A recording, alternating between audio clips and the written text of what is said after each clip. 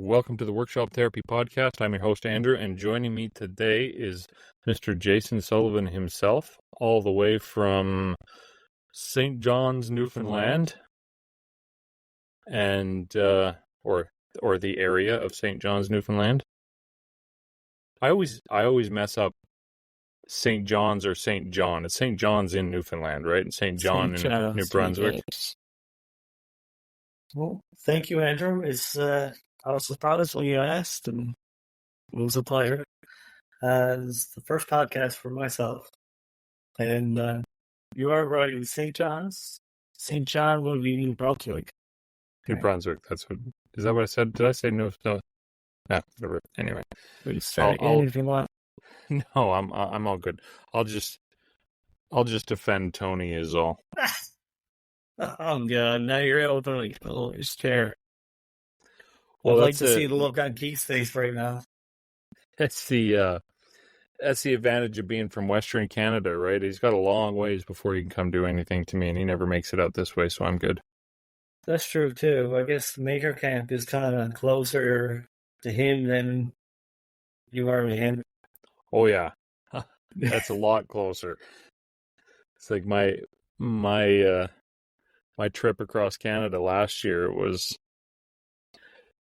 I think I've been across Canada a couple times, so I kind of know how far it is, but at the same time, mentally you don't remember the first time or the second time, and then you're like, oh yeah, this is a long stinking way.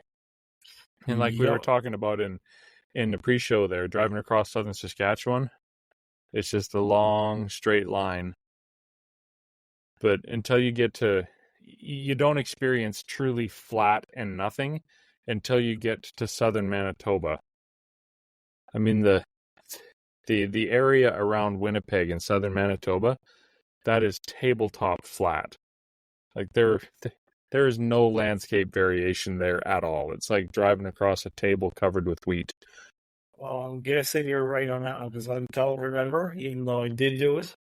I did from Vancouver to Edmonton. I think it was 17 and a half hours. I did from Edmonton and then Saskatchewan.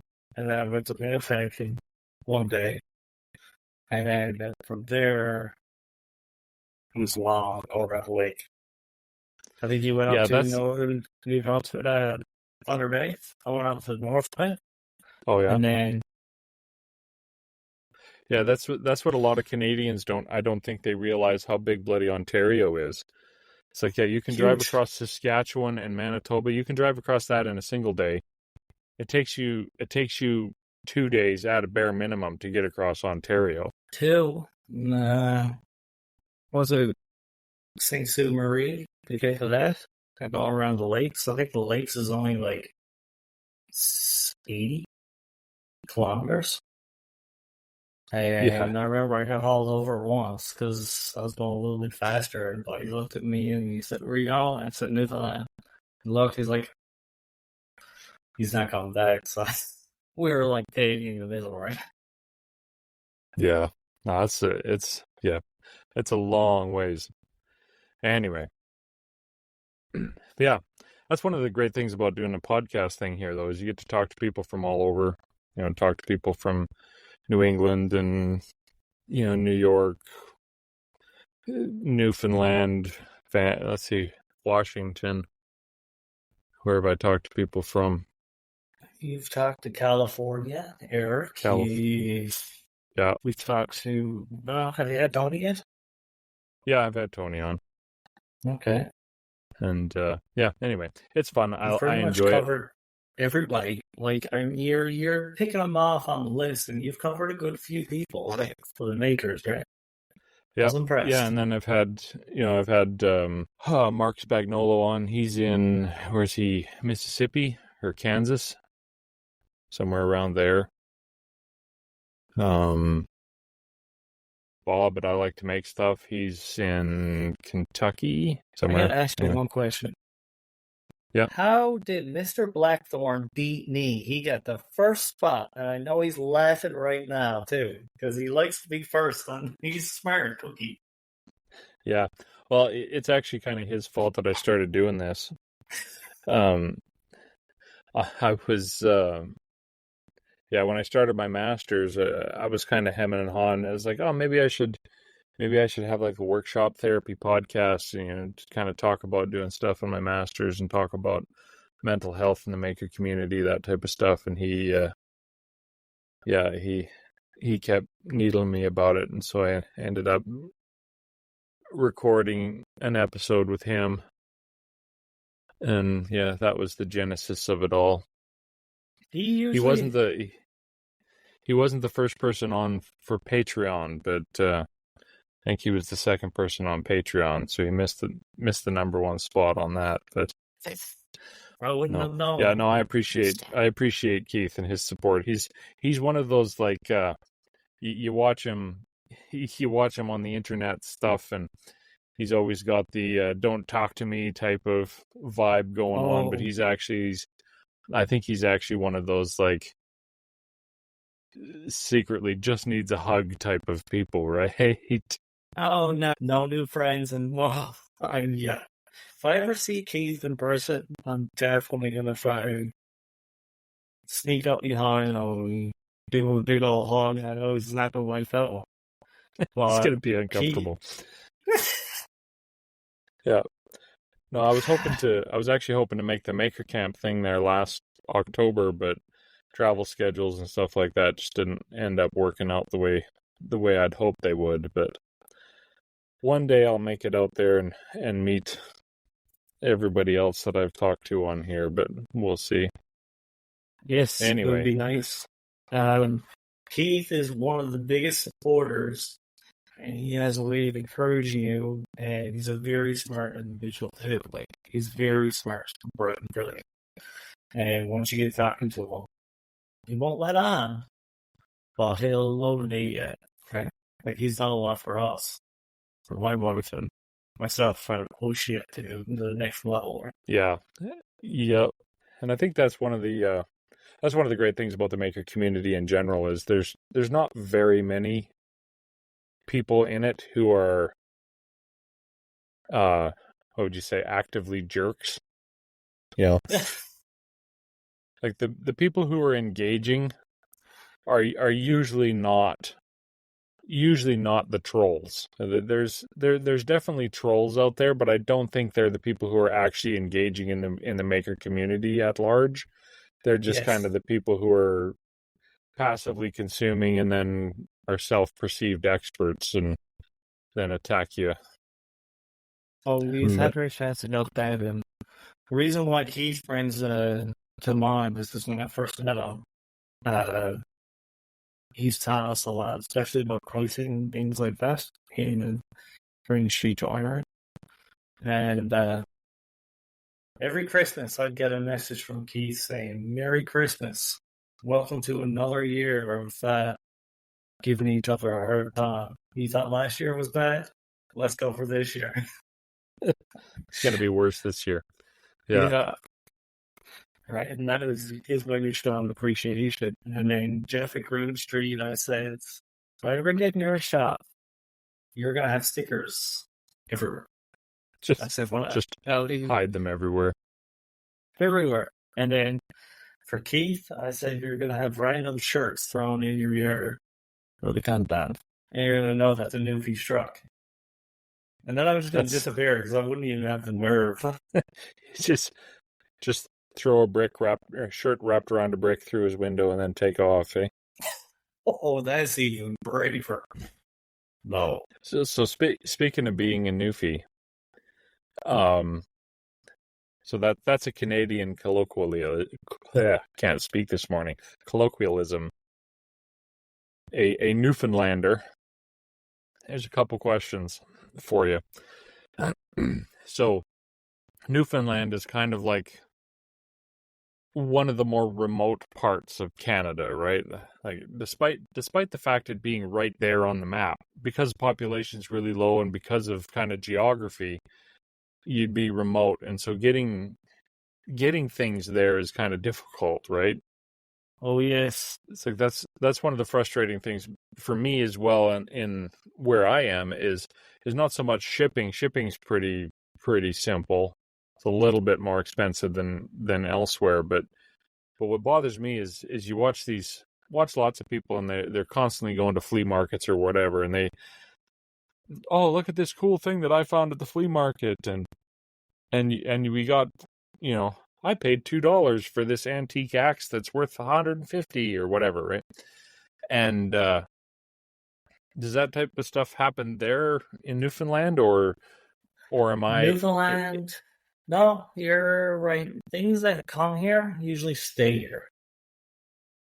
And there's not many flea markets. We used to have flea markets, but like we look at other makers and our friends in the maker community, and they say, "Well, look what I got." And every weekend, it's a ritual. They go to auctions in the States, and they bring home stuff, and we're like, "What's that?" Yeah. So, like, I'm restoring an axe head now. And other axe heads, it's not common to see axes around here, or axe heads. So, like, when I order them from a guy in Pennsylvania, and on Facebook, there's a group there for trading that. But they might get them for $5. We'll probably buy an axe from them, and it'll be, 100, 150, and then probably 70 shipping. Oh, geez. Right? Yeah, makes stuff like that expensive, and that's where. And then there's the bigger tools, like all the guys that are restoring like the old Oliver bandsaws and all of the Wadkin machinery and stuff like that. Is the old cool tools are those definitely don't make it out here. No, very rare. But again, the people that are doing that, or the makers that are doing that, probably have a family history of they grew up around there, right? Or that company, was founded in that community, and they have an attachment to them, right? Yeah. So, That being said, actually, I was talking again in the pre-show there. I told you about the local Hutterite colony. This is a religious community here, and they have a cabinet shop on the farm, and they're building kitchen cabinets and custom cabinets and stuff. And I was talking to the cabinet shop manager and talking to him about CNC, and so they invited me over to check out their cabinet shop and their CNC machine and stuff like that. And so went over there, and they had these tools sitting off in the corner. And so we were kind of looking at them, and they mentioned, oh yeah, we need to sell those. We need to get different ones. These ones aren't quite working for us. And so they had a 16-inch helical head combo jointer planer combo, and a shaper with a power feeder on it. And so and when I sold my shop tools and stuff before moving, this is the two things that I wanted to get for building the house. Is I wanted to get a big combo unit, jointer planer combo, and a shaper with a power feeder, because I'm going to end up making lots of trim and stuff, right? And so I asked them, I was like, well, what do you want for those? And they gave me the price, and it was a good price. And so I was like, that this is literally exactly what I wanted to buy. Down to the tool. I was even looking at that specific one to buy that specific jointer planer combo, and you didn't turn around and say, well, it's worth this much, so I can't give you this, I can't pay you that, but I pay this. I'm being a little bit worried. No, nope. They gave me a good price on it, and I have a good advantage because, like I said again in the pre-show, they're trying to get my wife to teach for them, and so they rent the parents' farm, so they're definitely trying to keep everybody on the good side, and so I'm basically paying them what they paid for them, which was a good price, and so we're so there is occasionally those things, but it really comes down to connection. You got to know people. There's not as much of the Facebook classified finds, No, Kijiji or Craigslist or whatever. the tools that you find on there are like the worn out Ryobis. You just named it. Craigslist does not exist here. Kijiji kind of died out a few years ago. Right? Oh, Kijiji's still a thing here. I use Craigslist because the American listers have no idea what Kijiji is. But Well, that shows how far I am, right? Craigslist was never a thing here. yeah, I don't think Craigslist is much of a thing anywhere in Canada except for maybe like Toronto and Vancouver, but I don't Vancouver, know. yeah. So going back to your tools and going back to the fact that they, you share the land or they use the land from you. Here in Newfoundland, Facebook, yes, it just show you do bounce back and forth with older tools, but it's more so who you know and how you get along and the relationship, right? Because a lot of the times it used to be outports and stuff, and still is. And like yourself, how far you are, like I'm in the city, but how far you are mid north. Because I say mid north because you're not up there, but you're not down there either. You gotta depend on other people for help, and it's kind of a trade off, and it's best to associate it, right? Yeah.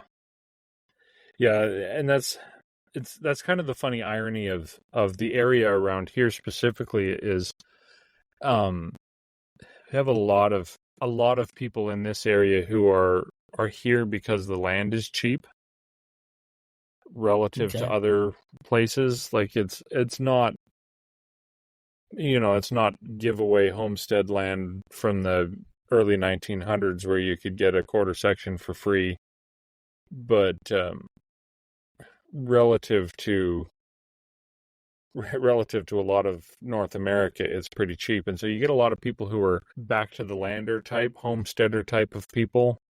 And Because it used to be all crown land, or lands all about crown where you go. there's lots of it around here still. Like I said, we lease a section of crown land, and then south of us there's hundreds of miles of virgin forest. But anyway, it's funny because you get these people who are independent, want to be independent, but at the same time, being here, there's more community activities going on than there was in the town that we lived in southern Alberta. Like it's just it's night and day difference. It's kind of shocking. Like the local community center just up the road. Well, I guess just up the road, 20 kilometers away. Still not very far. No, like I belong to the Facebook group that they have, and every Sunday they have like a jam session. Anybody's welcome to come, bring an instrument, and Yeah, come sing and play instruments. And then every Tuesday night the community center is open, so you can go there with your kids for run around the gym. Doesn't cost anything, and it's all these in town. It's like a community of 1,600 people, and there's gymnastics and dance lessons, music lessons, the whole nine yards. Everything that you'd kind of expect in a bigger city is there. But then where we lived before, the community was the same size, but you still had to drive 20, 30 minutes into the city to get the same services. It's ridiculous. And people are trying to maintain that as well, like in communities. Like I know certain places around here, governments try to relocate, but there's probably because of the ferry services and that in the remote airports. And I know that sometimes there's 100 people in communities. Where you go to those communities and they're beautiful. And they used to be mainly fishing communities. And now sometimes they're they've got the farms for salmon farms and stuff, and that's that's the main source of income. But there's always some type of community event, whether it be darts or whether it be the Christmas parade or whether it be like, uh, a social or get together at the lawn. So that's the type of thing that you do see here, and like running clubs and right. Yeah, and I think that's one of the things about the maker community, online maker community, is you get people are people are seeking that connection, and so you get like can you imagine as a kid, you're about the same age as me. Can you imagine as a kid having friends in New York and communicating with them on a regular basis? Never haven't. Yeah, this just wasn't even a thing. Like what we're doing right now, video conferencing. I knew that was a thing for mega corporations and the ultra rich, but No, the I ability remember. to just whip out your touch screen phone, that was freaking science fiction. Yeah, like I remember when the computers came into the schools around 95, maybe. Right? And we Yeah. knows, and they were just starting to get us into it, and you could actually see like NASA would have a website, and they would plan out like you'd have the download, and then the same thing you use the big floppies for the Yeah. programs, and then it would be dial, and then you would be using DOS. All right, those sort of things when we first started. Yeah, it's funny how the world changes, but then the more the world changes, the more it stays the same at the same time, right? You get these what ultimately connects people is that connection, like you and I. Uh, you really started talking to me more because we have similar interests, like Milling yeah, sawmilling, chainsaws. chainsaw stuff, woodworking, and it's as a kid growing up in the sticks. For me, I It's didn't funny really have any because friends that were interested in the same things I was interested in. Like I I didn't play sports in high school, largely because I didn't like the people on the sports team, but there was no other, like my grad class was 40 people. So I didn't have a huge social community well, I'm going to go be friends with this person and ignore that. You just kind of become friends with everybody because you don't really have a choice. you don't have a choice. And when you say in the States, it's funny because we all think, oh, we're in the States. But when we started talking to each other and our makers in North America, even different places in the world, we're like, oh, didn't know about this. And then they were like, I know, like, I thought I was from the States. Now they call it townies invading. And my wife is from a place, and there was only 3 or 4 of them that graduated because they're in the same grade. So, like you say, there was only 40. I say there was a bit more for me rather than him. And then look at her, and then it was like they had multiple flattened grades going on in the same room because of the remote. Well, and that was my experience prior to moving to where we are now.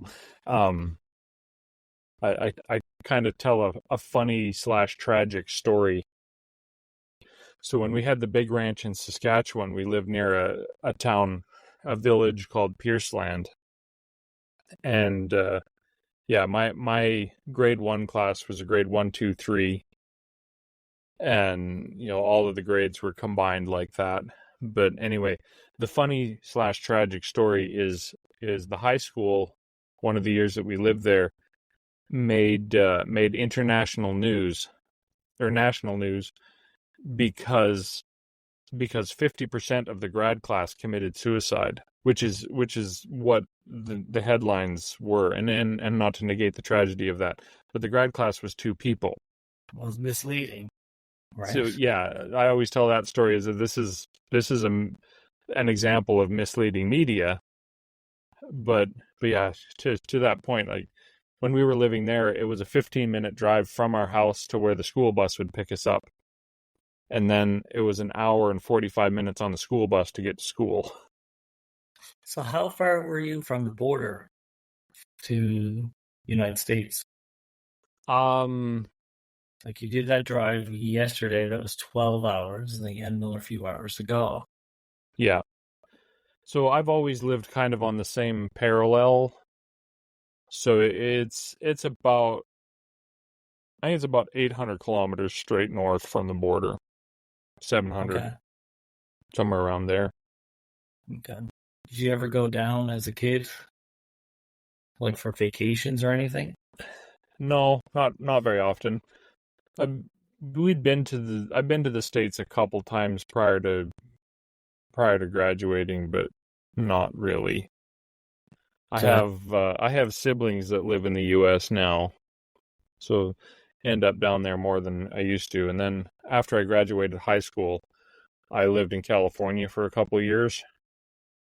You totally different. You must have loved the song. No, because I was in Los Angeles. So a lot of people. I went from here to downtown Los Angeles, and it was a Night and bit of a day. culture shock. That's like But I went from Newfoundland to Vancouver, and then when I lived up in Hay River for a month, that was more like your type of setting, right? Because I yeah, thought Newfoundland was quiet, but where the land is so vast, up north, it's you get back into like if you take a trip down south across the border, you go to all these flea markets, and you be like, okay, who can I hit along the way? There's this thinker, this thinker, this thinker. Nowadays, back then you would, right? You wouldn't know it.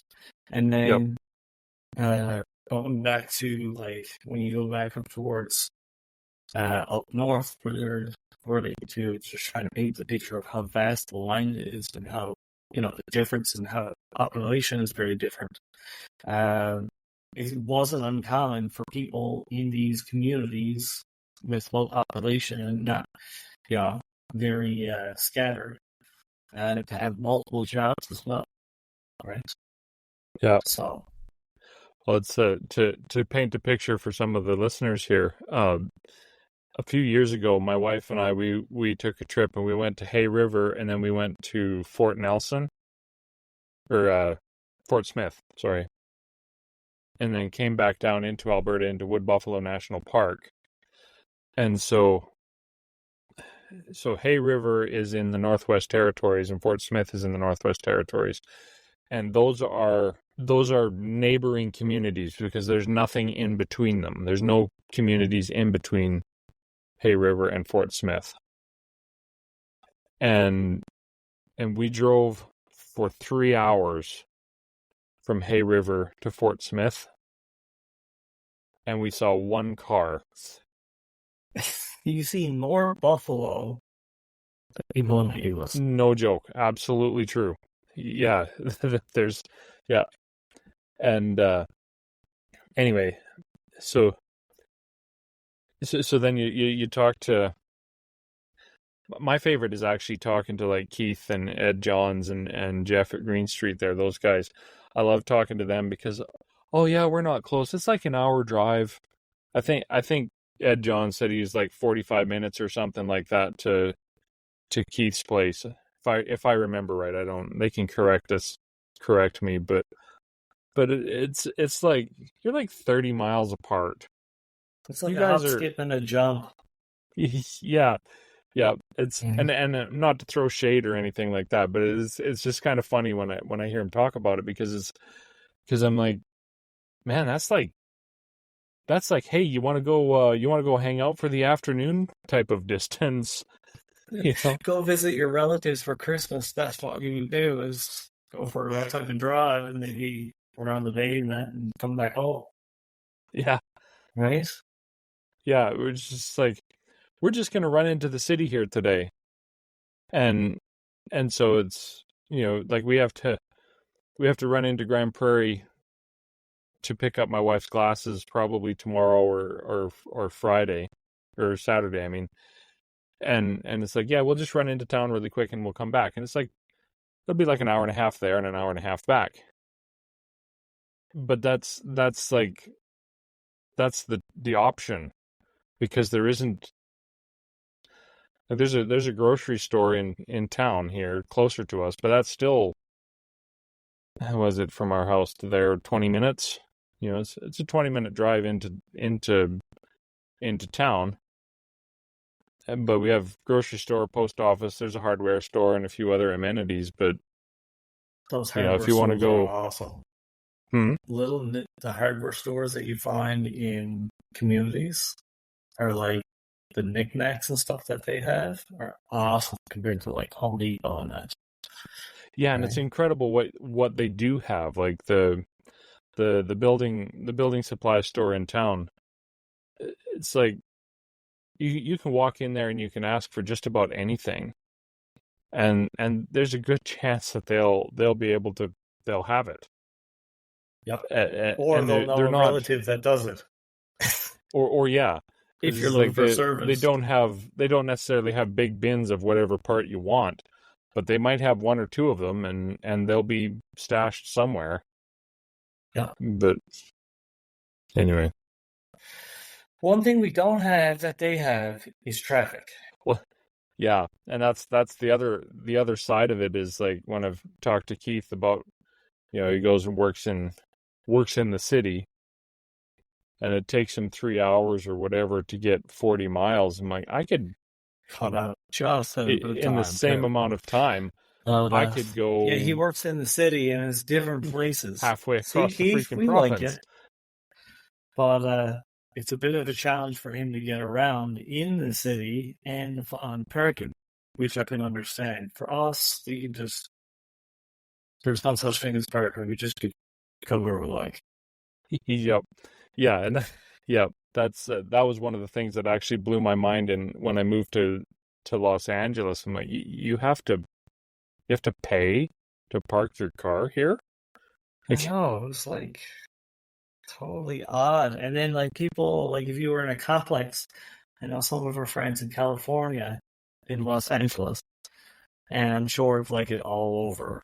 Uh, they'd be fighting for the parking spot. They'd be like, "Oh, my neighbor just left. I'm going to get this spot right in front of the door." And then next thing they leave, like, no, I don't want to leave anywhere because I'm going to lose my parking spot. I'm just like, what? yeah, It's for. yep. You know what I can do? I can walk out into my backyard right now, and I can not hear a single car or a single person for probably, what's the time? It's 10:30. Probably won't be anybody going by on the road and for another hour and a half, and then maybe somebody will go into work or somebody will come home for lunch. And then there probably won't be any more traffic until around 5. Well, the bus goes by at 4:30. That's how you know it's 4:30, because you hear the bus go by, the You school hear the bus. bus go by. Yep. Yep. We're Oh, going to get must so be. much flack for this. Yeah. Or jealousy, one of the two. Yeah. It's like, Me too. and there's upsides and downsides. I mean, living in the city, like it was very cool to be in Los Angeles and be able to go, hey, I want to go find some authentic Chinese food or authentic Tongan food or authentic whatever. You know, like be able to go find the cultural exposure is really cool. You But the are flip really side brave is, with going into this food scenario with them, right? You're really brave. oh yeah, I discovered that in California, the best multicultural, whatever, ethnic food, whatever you want to call it, was always in the restaurants that had the lowest health grade. Hey, listen, there's nothing wrong with them in King's pizza, right? Frozen deep dish pizza. Oh no, that's the other side of me that I actually don't share very much. I hesitate to say that I'm a foodie because I don't think I am, but but like good good food.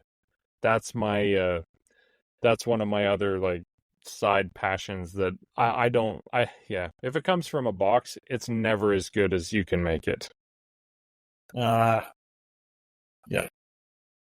No, I know the pizza is a soft topic, and that was a little old.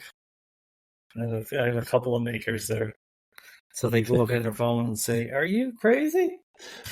Yep. But you are right about the love with self-rate. It's like we love fish and chips and gravy. And one of the famous places around here is Chessie's, and you call it a dirty feed. And we got Fridays, and it would be deep fried uh, cod and the deep fried chips, like you would find down, like going around downtown, and then it was smothered in gravy, and you've got poutine on it, right?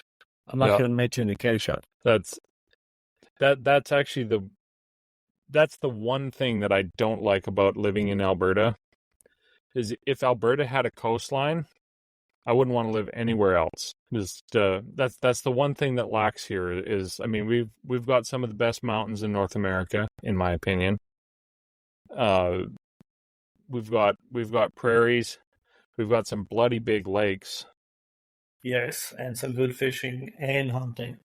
good fishing, good hunting, you know, but we don't have ocean coast. That's the and so it would be lovely to be able to go down to the harbor and go get some fresh caught fish and chips. That would be fantastic. Yes, But funny, we're actually, he's up in Ontario now. What they do is they load up to they got a freezer trailer, and that's what they do, is they go and sell fish that's caught here, and they sell it up there. And they set up in the parking lots, and they put it in different stores and stuff, right? Because it's not available in Ontario. yeah, well, there's a guy down in southern Alberta. I haven't seen him around here, but I think he's from Nova Scotia. But that's what he has is a freezer trailer that he hauls stuff over, and he's got the sign on the side of his trailer is the lobster mobster. Ah, And man, it's odd, and you know, in that because people eat that stuff up. Like you talk about how to market and Etsy, Shopify, different things. But you take something that's totally foreign, people love. Right, so yeah, you're getting a lot of people from overseas now coming into Canada and the States, and they're opening up restaurants, and it's good. Like a lot of stuff is good, and that's you see something that's like if you come over here and you bring uh beef from Calgary here and or like as deal, right? You bring seafood in Calgary, in Alberta or Ontario, or like some new I try that, yeah, right? yeah. So it's good marketing. Well, next time I make a trip, I guess out to the East Coast, I'll murder one of our cows first and get it all butchered.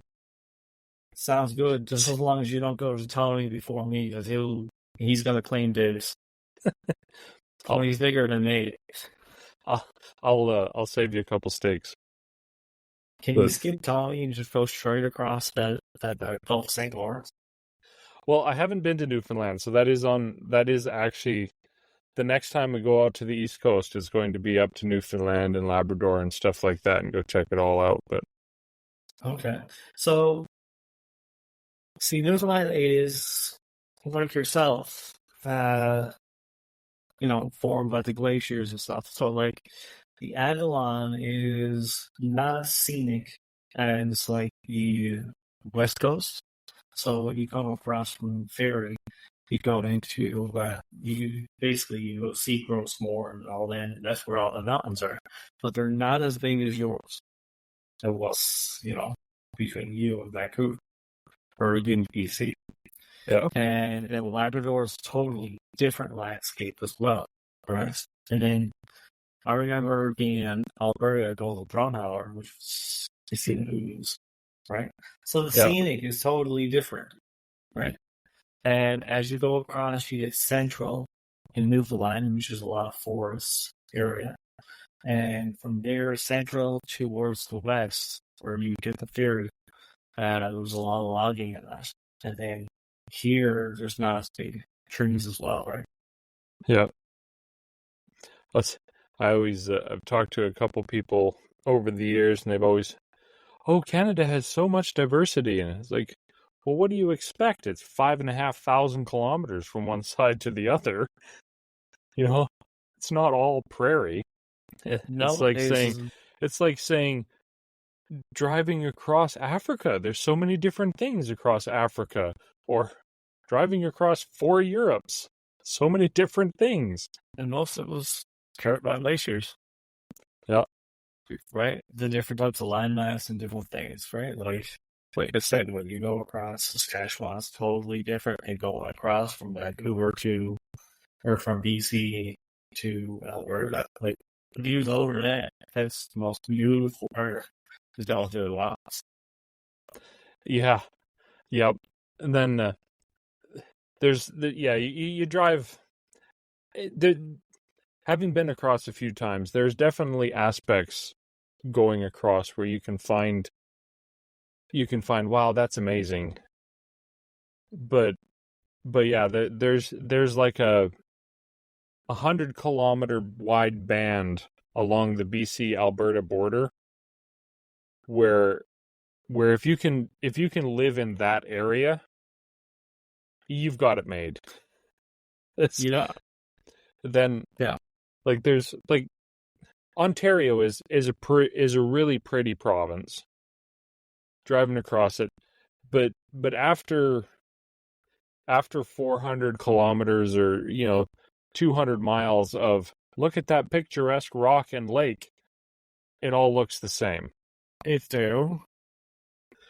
And whereas that little strip of Alberta, you have massive mountains, you have beautiful lakes, you have the foothills and prairies, and then you have boreal forest, and then you have it all along that one strip, except for Ocean View, which is always disappointing.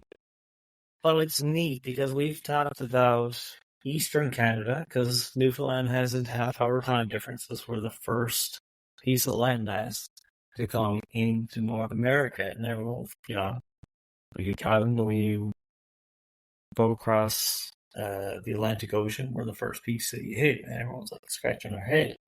And then you talked about Ontario, which is halfway, which is central North America, and now you just talked about Western.